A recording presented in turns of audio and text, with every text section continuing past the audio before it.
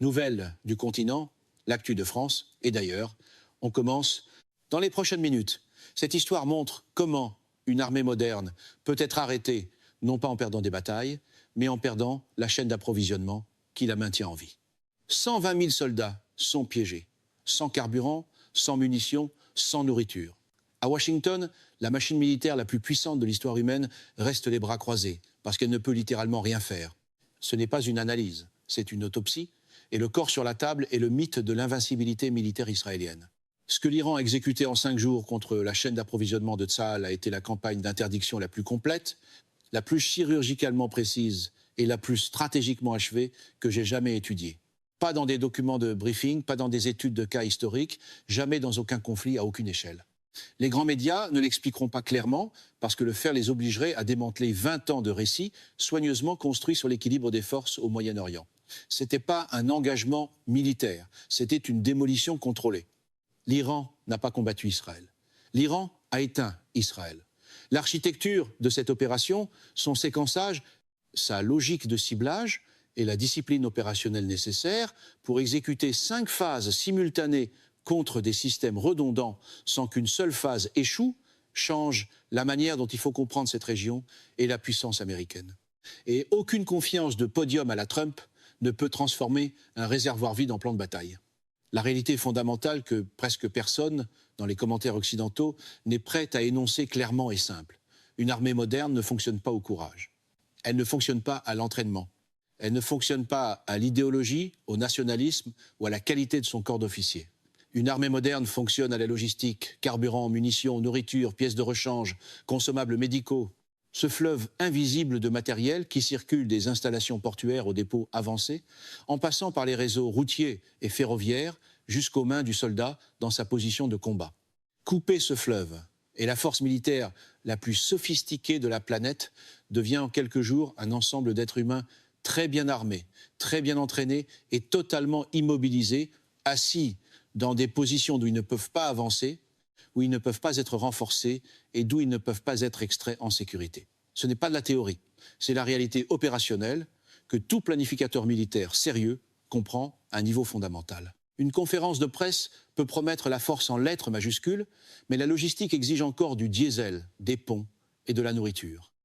La question à laquelle l'Iran a répondu en 5 jours, la question qui devrait occuper chaque ministère de la Défense et chaque école de guerre dans le monde en ce moment, est celle-ci: comment couper ce fleuve quand ce fleuve a été conçu avec 50 ans d'assistance technique américaine précisément pour survivre à une tentative de coupure? La réponse, et c'est là que le niveau de sophistication professionnelle de ce que l'Iran a accompli devient véritablement saisissant, c'est que ce fleuve ne peut pas être attaqué en un seul point. Il faut attaquer tous les points simultanément, y compris ceux qui existent précisément pour compenser les attaques contre les autres points. La redondance est éliminée en frappant chaque voie redondante au même moment, de sorte que le système ne conserve aucun mécanisme survivant par lequel contourner les dégâts. Quand chaque port est frappé, chaque pont est détruit, chaque dépôt avancé brûle, et chaque aérodrome capable de recevoir des avions cargo lourds à des pistes criblées de cratères, il ne reste plus de système logistique. Il ne reste que l'horloge. L'horloge qui décompte à partir de ce qu'il reste de stock jusqu'au moment où la dernière cartouche est tirée, où le dernier réservoir de carburant se vide, et où 120 000 soldats se retrouvent face à la réalité physique de ce que signifie réellement l'effondrement d'une chaîne d'approvisionnement pour des êtres humains en condition de combat actif. L'habitude pro-Trump de déclarer victoire trop tôt n'aide pas beaucoup quand l'horloge compte le carburant, pas les applaudissements. L'Iran n'a pas improvisé cela. Ce point est important parce que le réflexe de l'analyse occidentale, un schéma visible à travers 3 décennies d'observation professionnelle, consiste à expliquer les succès militaires d'acteurs non occidentaux par la chance, par la confusion de l'autre camp ou par une anomalie opérationnelle quelconque qui permet de préserver l'hypothèse sous-jacente de la supériorité occidentale sans obliger personne à la réviser. Ce réflexe est analytiquement ruineux. Dans ce cas précis, ce que l'Iran a exécuté était le produit d'années de collecte systématique de renseignements, de développement de cibles et de planification opérationnelle. Des années.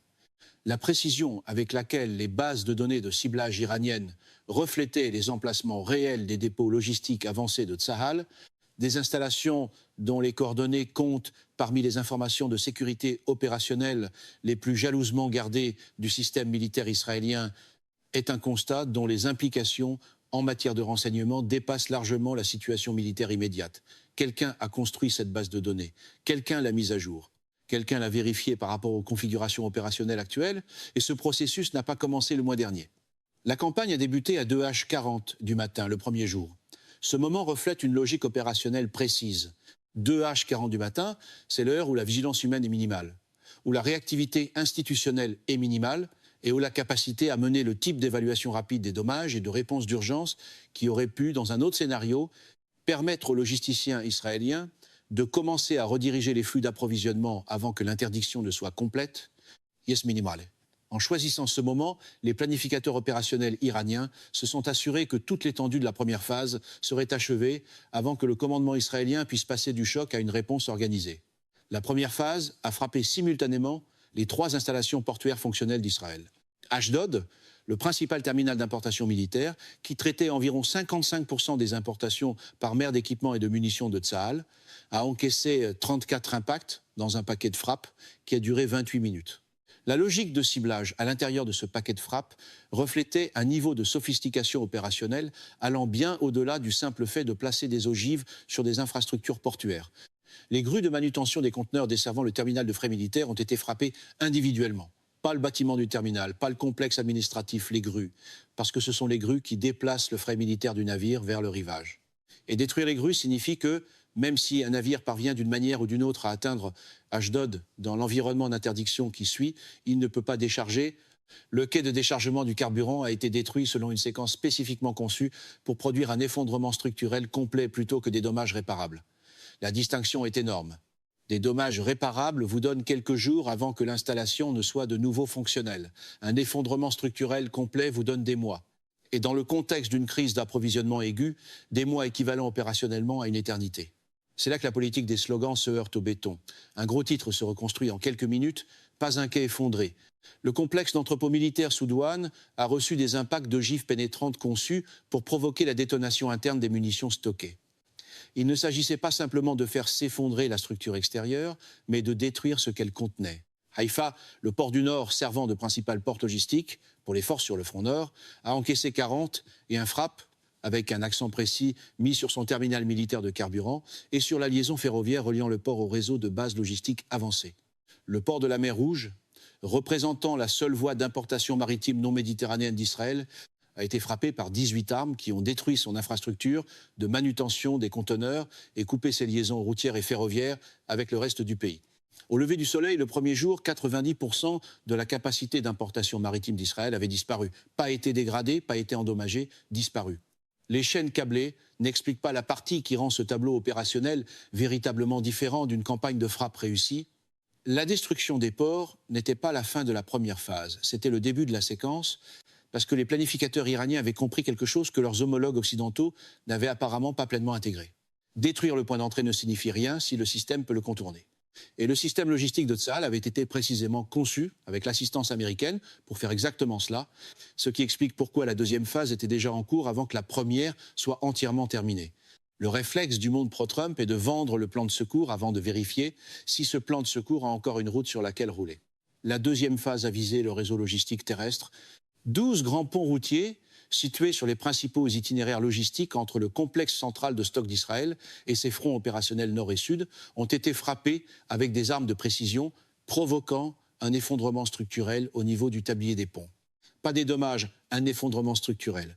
Les lignes ferroviaires desservant le corridor logistique nord ont été frappées en 9 points distincts, chacun choisi pour maximiser la longueur de voie rendue inutilisable par un seul impact.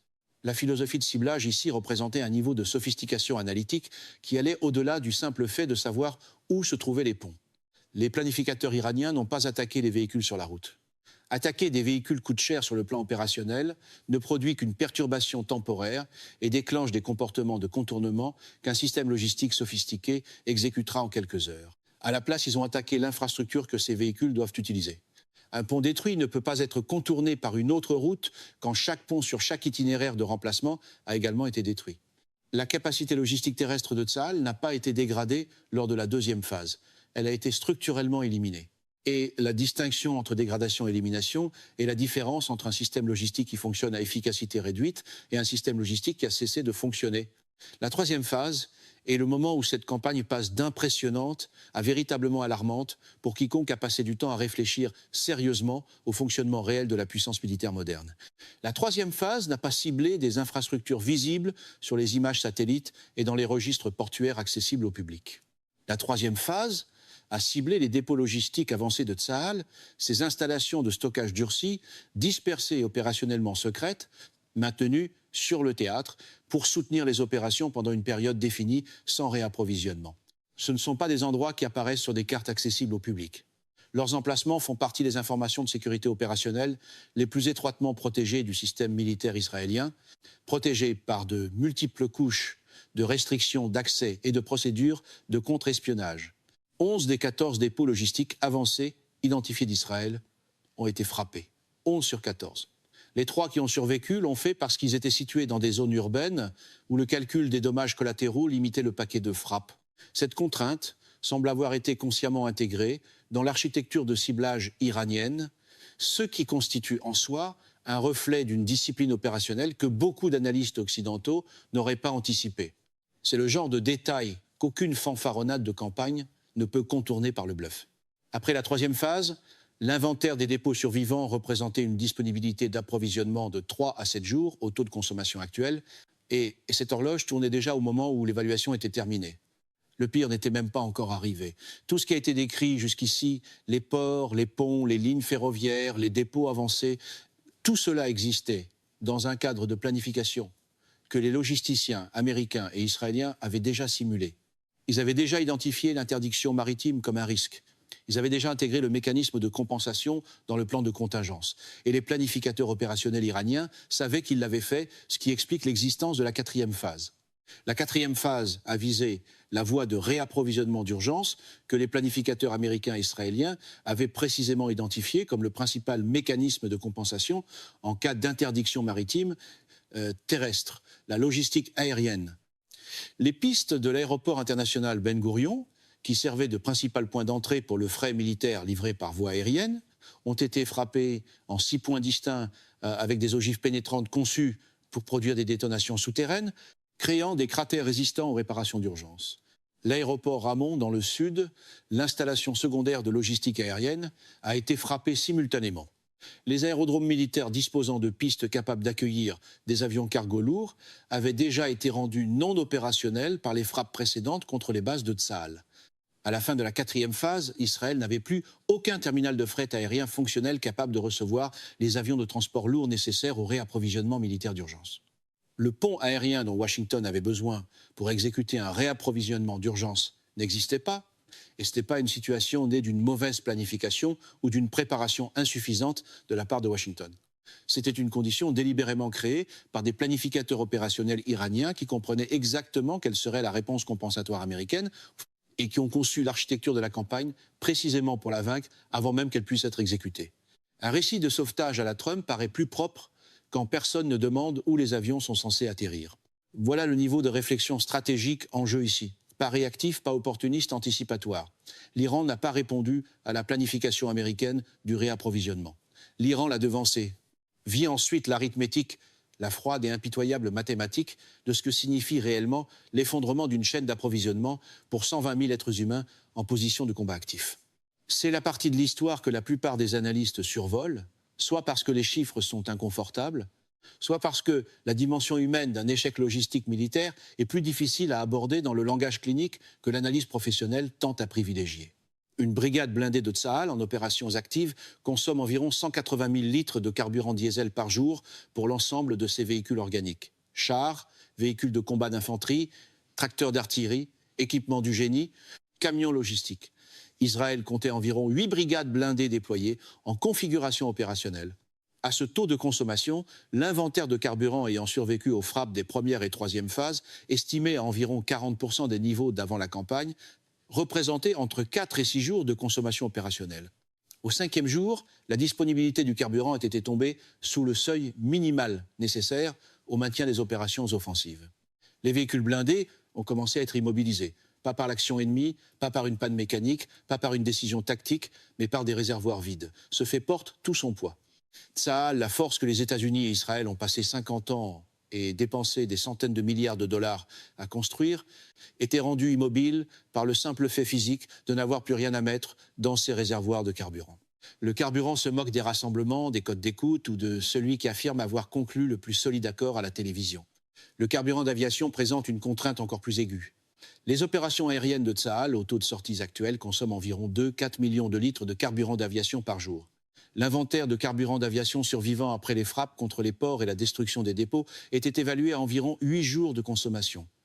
Au 5e jour, les taux de sortie avaient été réduits de plus de 60% avec la mise en place de protocoles d'économie de carburant. Les F-35, les plateformes de frappe les plus capables d'Israël, les appareils autour desquels la doctrine opérationnelle de Tsahal pour les missions de frappe en profondeur est organisée, volaient à une fraction de leur rythme opérationnel. Leur mission était rationnée en fonction d'une réserve de carburant que tous les acteurs impliqués voyaient descendre vers zéro. La mathématique des munitions raconte une histoire parallèle. Un bataillon d'artillerie israélien, tirant à des cadences soutenues standards, dépense environ 800 obus par jour. Multipliez cela par les systèmes d'artillerie déployés sur 5 fronts actifs. Ajoutez les munitions de canon principales des chars, les obus de mortier, les missiles guidés anti-chars et les munitions guidées de précision dont dépend le combat interarmes moderne à tous les niveaux. La consommation quotidienne de munitions se chiffre en milliers de tonnes. L'inventaire des dépôts avancés survivants après la 3e phase représentait environ 5 jours de consommation à rythme opérationnel réduit, et cette estimation supposait des taux de consommation inférieurs à ce que le combat actif exige réellement. Au 5e jour, plusieurs unités d'artillerie avaient signalé l'épuisement des stocks de munitions disponibles. Des missions de tir étaient annulées non pas parce que la situation tactique ne nécessitait pas de tir, mais parce qu'il ne restait plus d'obus à tirer. Il est difficile de vendre la paix par la force quand l'artillerie a de la force sur le papier, mais plus rien dans le tube. Et si la situation du carburant est alarmante, et si la situation des munitions est alarmante, la nourriture est la variable qui porte le poids humain le plus direct et qui reçoit le moins d'attention sérieuse dans l'analyse militaire professionnelle. L'approvisionnement en rations militaires pour 120 000 personnes nécessite environ 360 tonnes de nourriture par jour. La doctrine de Tsahal prévoit que les unités avancées transportent 3 jours de rations organiques. Au 4e jour, les unités dans les positions les plus avancées consommaient des réserves de rations d'urgence destinées à de véritables situations de dernier recours. Au 5e jour, les évaluations opérationnelles dans plusieurs secteurs incluaient un langage qu'aucun commandant militaire ne veut lire et qu'aucun soldat ne veut entendre à propos de lui-même. Efficacité au combat du personnel dégradé par insuffisance nutritionnelle. Traduit hors du registre bureaucratique, cela veut dire que les soldats avaient faim. Les soldats qui ont faim prennent leurs décisions autrement que les soldats qui sont nourris. Ils évaluent le risque autrement. Ils soutiennent l'effort autrement. Ils maintiennent la cohésion autrement. Aucun superlatif de salle de presse venu de l'orbite Trump ne change la plus vieille règle de la guerre. Des soldats affamés ne se gèrent pas avec du marketing. Et une armée dont les soldats prennent des décisions différentes sous la pression de la privation physique n'est pas l'armée que ses commandants avaient planifiée, entraînée autour de laquelle ils avaient construit leur concept opérationnel. La prochaine partie de cette histoire est celle où la dimension américaine entre en jeu et où l'écart entre ce que Washington avait promis et ce que Washington pouvait réellement livrer devient quelque chose que tout étudiant sérieux de la puissance militaire doit affronter directement. Merci de nous avoir suivis. Pour ne rien manquer de l'actualité, abonnez-vous aux Nouvelles du Continent et activez la cloche. À très vite pour un prochain décryptage